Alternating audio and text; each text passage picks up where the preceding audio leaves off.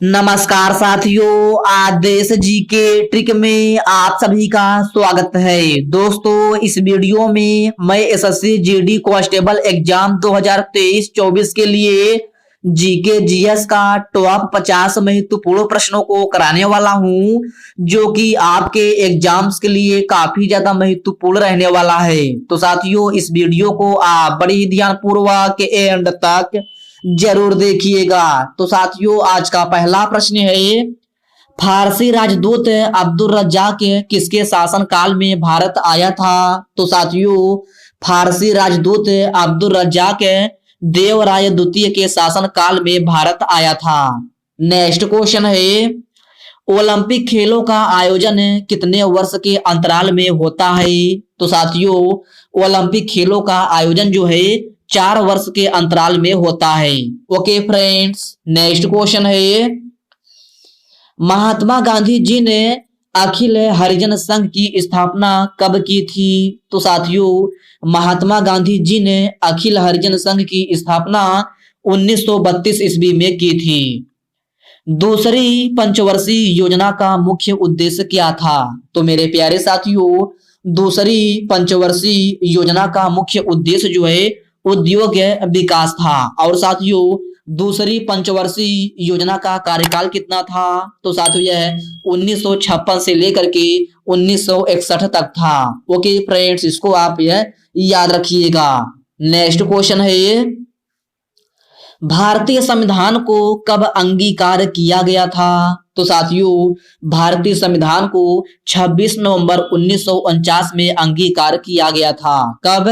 26 नवंबर 1949 में। और साथियों, अगर आपसे पूछा जाए कि संविधान दिवस कब मनाया जाता है, तो साथियों, संविधान दिवस जो है 26 नवंबर को मनाया जाता है। असम में चाय उत्सव किस जिले में मनाया जाता है? तो साथियों, असम में चाय उत्सव जो है जोरहाट जिले में मनाया जाता है। कहाँ? जोरहाट जिले में। और साथियों, अगर आपसे पूछा जाए कि बिहू नृत्य महोत्सव किस राज्य में मनाया जाता है, तो साथियों, बिहू नृत्य महोत्सव जो है आपका असम राज्य में मनाया जाता है। अगला प्रश्न है ये, कोशिका भित्ति किसकी बनी होती है?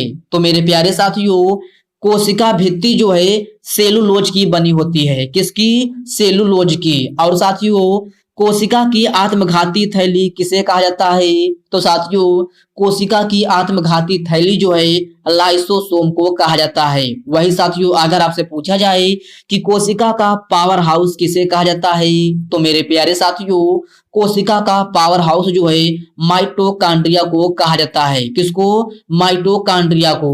ओके फ्रेंड्स, इन पॉइंट को आप अच्छे से जरूर याद रखिएगा।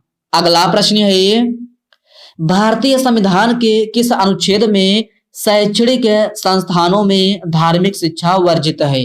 तो साथियों, भारतीय संविधान के अनुच्छेद 28 में जो है शैक्षणिक संस्थानों में धार्मिक शिक्षा वर्जित है। तो आपका सही आंसर जो है अनुच्छेद 28 हो जाएगा। और साथियों, अगर आपसे पूछा जाए कि संविधान की आत्मा किस अनुच्छेद को कहा जाता है, तो साथियों, संविधान की आत्मा जो है अनुच्छेद 32 को कहा जाता है। किसको? अनुच्छेद 32 को। अगला प्रश्न है ये, भारतीय संविधान के अनुच्छेद 172 के खंड 2 के तहत किसको भंग नहीं कर सकते हैं? तो मेरे प्यारे साथियों, भारतीय संविधान के अनुच्छेद 172 के खंड 2 के तहत जो है आपका राज्य की विधान परिषद को भंग नहीं किया जा सकता है। ओके फ्रेंड्स, इसको आप अच्छे से जरूर याद रखिएगा। जोरावर सिंह जाधव किस राज्य से संबंधित हैं? तो मेरे प्यारे साथियों, जोरावर सिंह जाधव जो हैं गुजरात राज्य से संबंधित हैं। और साथियों, एक प्रश्न आपके एग्जाम में अक्सर पूछा जाता है कि मीराबाई चानू का संबंध किस राज्य से है? तो साथियों, मीराबाई चानू का संबंध जो है असम राज्य से है। ओके फ्रेंड्स, इस पॉइंट को अभी आप अच्छे से जरूर याद रखिएगा। आरबीआई की स्थापना किस आयोग द्वारा की गई थी? तो साथियों, यह क्वेश्चन आपके लिए वेरी वेरी मोस्ट इंपॉर्टेंट है। आप इसको स्टार मार्क जरूर लगा लीजिएगा। तो साथियों, आरबीआई की स्थापना जो है हिल्टन यंग आयोग के द्वारा की गई थी। और साथियों, आरबीआई की स्थापना कब हुई थी? तो साथियों, आरबीआई की स्थापना 1 अप्रैल 1935 ईस्वी में हुई थी। कब? 1 अप्रैल 1935 में। रायगढ़ घराना किस शास्त्रीय नृत्य से संबंधित है? तो साथियों रायगढ़ घराना जो है कथक नृत्य शैली से संबंधित है। और साथियों कथक नृत्य किस राज्य की है? तो साथियों कथक नृत्य जो है आपका उत्तर प्रदेश का है। कहाँ का? उत्तर प्रदेश का। गांधी जी दक्षिण अफ्रीका से वापस कब आए थे? तो साथियों गांधी जी दक्षिण अफ्रीका से वापस 9 जनवरी 1915 ईस्वी में आए थे। कब? 9 जनवरी 1915 में। और साथियों अगर आपसे पूछा जाए कि बंगाल विभाजन कब हुआ था? तो साथियों बंगाल विभाजन जो है 1905 ईस्वी में हुआ था। कब? 1905 में। होम रूल लीग की स्थापना किसने किया था? तो मेरे प्यारे साथियों होम रूल लीग की स्थापना जो है बाल गंगाधर तिलक और एनी बेसेंट ने किया था। किसने? बाल गंगाधर तिलक और एनी बेसेंट ने। 5वीं पंचवर्षीय योजना की अवधि क्या थी? तो साथियों 5वीं पंचवर्षीय योजना की अवधि जो है 1974 से लेकर के 1978 तक थी। साथियों यह एक ऐसी मात्र पंचवर्षीय योजना थी जो कि केवल 4 वर्षों तक चली थी। ओके फ्रेंड्स इस पॉइंट को आप अच्छे से जरूर याद रखिएगा। आपसे क्वेश्चन पूछ सकता है कि ऐसी कौन सी पंचवर्षीय योजना थी जो कि केवल 4 वर्षों तक चली थी? तो आपका सही आंसर जो है 5वीं पंचवर्षीय योजना हो जाएगा। नेक्स्ट क्वेश्चन है राष्ट्रपति भारत के महान्यायवादी की नियुक्ति करता है, यह किस अनुच्छेद में है? तो साथियों भारत के राष्ट्रपति भारत के महान्यायवादी की नियुक्ति करता है, यह अनुच्छेद 76 में है। किसमें? अनुच्छेद 76 में। और साथियों अगर आपसे पूछा जाए कि भारतीय संविधान का अनुच्छेद 61 किससे संबंधित है या फिर राष्ट्रपति पर महाभियोग पर प्रावधान किस अनुच्छेद में है? तो यह आपका अनुच्छेद 61 में है। ओके फ्रेंड्स इसको आप अच्छे से जरूर याद रखिएगा। अगला प्रश्न है चेम्सफोर्ड हत्याकांड में प्रफुल्ल चाकी की मदद किसने किया था? तो साथियों चेम्सफोर्ड हत्याकांड में प्रफुल्ल चाकी की मदद जो है खुदीराम बोस ने की थी। किसने? खुदीराम बोस ने। अगला प्रश्न है जनगणना 2011 की थीम क्या थी? तो साथियों यह क्वेश्चन आपके लिए वेरी वेरी मोस्ट इंपॉर्टेंट है। आप इसको स्टार मार्क जरूर लगा लीजिएगा। तो साथियों जनगणना 2011 की थीम जो है हमारी जनगणना हमारा भविष्य था। क्या? हमारी जनगणना हमारा भविष्य। और साथियों भारत में पहली बार जनगणना कब हुआ था? तो साथियों यह 1872 ईस्वी में हुआ था। कब? 1872 में। और साथियों भारत में पहली बार जनगणना 1872 में किसके शासन काल में हुआ था? तो साथियों यह लॉर्ड मेयो के शासन काल में हुआ था। ओके फ्रेंड्स इसको आप अच्छे से जरूर याद रखिएगा। अगला प्रश्न है मौलिक कर्तव्य किस समिति की सिफारिश पर पाई गई थी? तो साथियों सबसे पहले आप इस क्वेश्चन को डबल स्टार मार्क जरूर लगा लीजिएगा। तो साथियों मौलिक कर्तव्य जो है आपका स्वर्ण सिंह समिति की सिफारिश पर पाई गई थी। और साथियों मौलिक कर्तव्य भारतीय संविधान के किस अनुच्छेद में है? तो यह अनुच्छेद 51 के ए में है। और भाग पूछा जाए तो भाग जो है मौलिक कर्तव्य भाग 4A में है। किसमें? भाग 4 के ए में। अगला प्रश्न है ये 16 से 29 जनवरी 2023 तक कौन सा टेनिस खेल हुआ था? तो मेरे प्यारे साथियों 16 से 29 जनवरी 2023 तक जो है आपका ऑस्ट्रेलियन ओपन टेनिस खेल का आयोजन हुआ था। दूसरी पंचवर्षीय योजना किस मॉडल पर आधारित है? तो साथियों दूसरी पंचवर्षीय योजना जो है पीसी महालनोबिस मॉडल पर आधारित है। और साथियों दूसरी पंचवर्षीय योजना का कार्यकाल कितना था? तो साथियों यह 1956 से लेकर के 1961 तक था। पहला शीतकालीन ओलंपिक किस वर्ष हुआ था? तो साथियों पहला शीतकालीन ओलंपिक जो है 1924 ईस्वी में हुआ था। वज्जी महाजनपद काल की राजधानी क्या थी? तो प्यारे साथियों वज्जी महाजनपद काल की राजधानी जो है वैशाली थी। क्या? वैशाली। इंडिया हाउस की स्थापना कहां पर हुई थी? तो प्यारे साथियों, इंडिया हाउस की स्थापना लंदन में हुई थी। कब हुई थी? तो 1967 ईस्वी में हुई थी। और साथियों, इंडिया हाउस की स्थापना किसने किया था? तो साथियों, यह श्याम जी कृष्ण वर्मा ने किया था। किसने? श्याम जी कृष्ण वर्मा ने।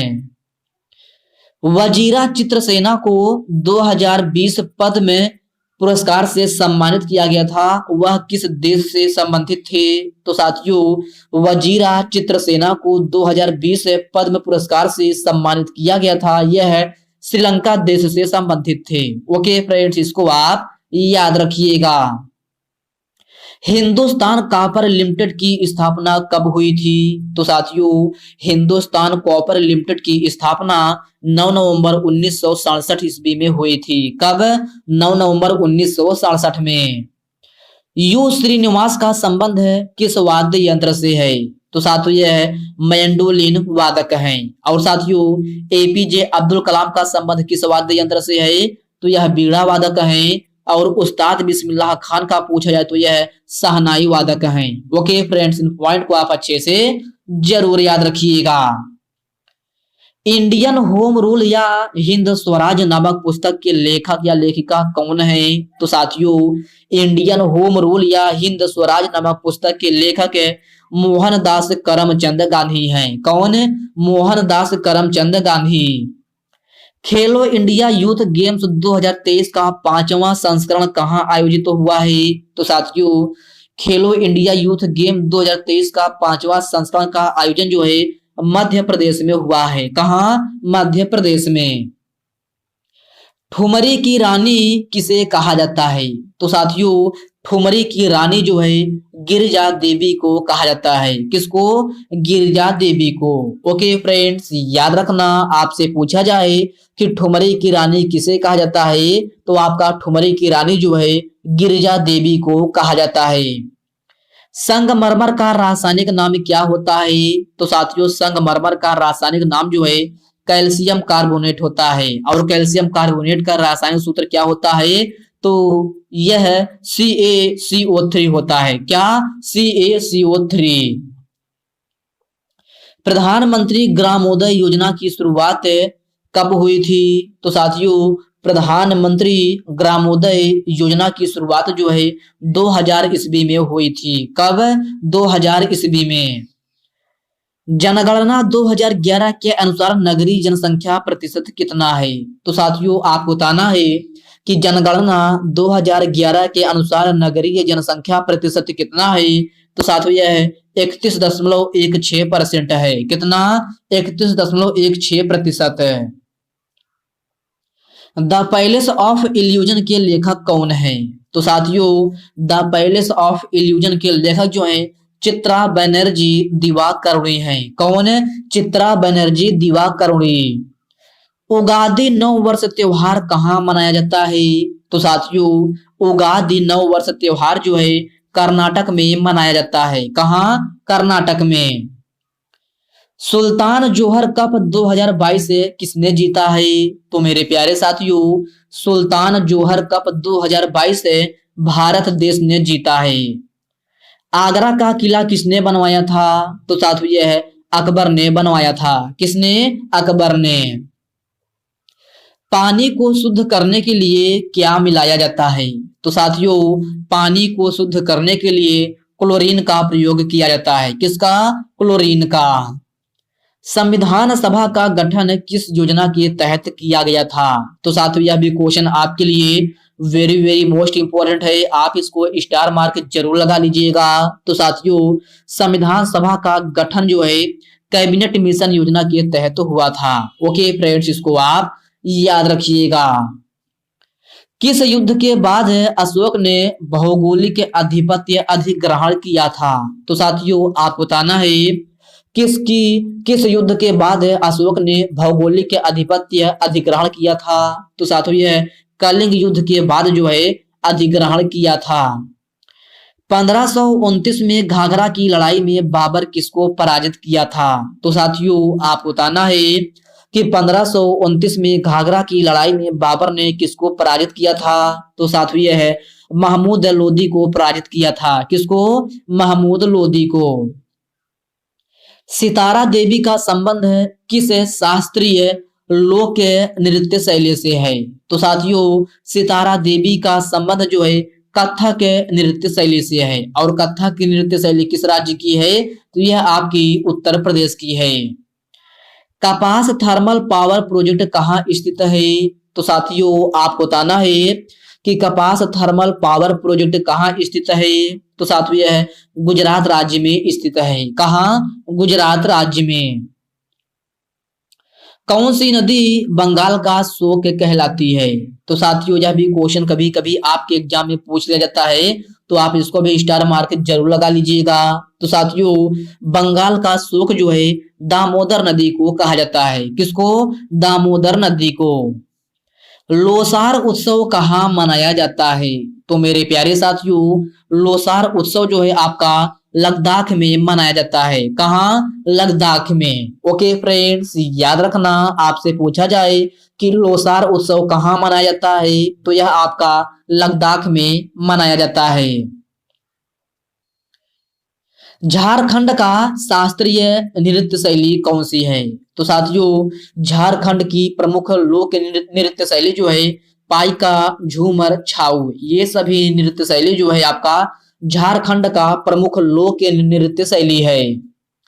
गिद्दा कहाँ का प्रसिद्ध लोक नृत्य शैली है? तो मेरे प्यारे साथियों गिद्दा जो है आपका पंजाब राज्य का प्रमुख लोक नृत्य शैली है। और साथियों अगर आपसे पूछा जाए कि भांगड़ा कहाँ का लोक नृत्य शैली है, तो साथियों भांगड़ा जो है आपका पंजाब का ही है। नेक्स्ट क्वेश्चन है कनाडा की राजधानी क्या है? तो मेरे प्यारे साथियों आपको बताना है कि कनाडा की राजधानी क्या है। तो साथियों कनाडा की राजधानी जो है ओटावा है। किस नदी को वृद्ध गंगा के नाम से जाना जाता है? तो साथियों वृद्ध गंगा के नाम से गोदावरी नदी को जाना जाता है। किसको? गोदावरी नदी को। ओके फ्रेंड्स याद रखना, आपसे पूछा जाए कि किस नदी को वृद्ध गंगा के नाम से जाना जाता है, तो वृद्ध गंगा के नाम से जो है गोदावरी नदी को जाना जाता है। ओके फ्रेंड्स इसको आप अच्छे से जरूर याद रखिएगा। तो साथियों आज के इस वीडियो में बस इतने ही प्रश्न। साथियों यह वीडियो आपको कैसी लगी आप कमेंट बॉक्स में कमेंट करके अपना फीडबैक जरूर दीजिएगा। और साथियों यह वीडियो आपके लिए थोड़ा भी हेल्पफुल लगा हो तो इस वीडियो को लाइक कर दीजिए, अपने साथियों के साथ शेयर कीजिए। फ्रेंड्स अभी तक आप चैनल को सब्सक्राइब नहीं किए हैं तो प्लीज आपसे रिक्वेस्ट है आप जो है चैनल को सब्सक्राइब करके बेल आइकन को जरूर से जरूर प्रेस कर लीजिएगा। तो चलिए साथियों इसी के साथ हम मिलते हैं किसी नेक्स्ट वीडियो में, तब तक के लिए जय हिंद दोस्तों।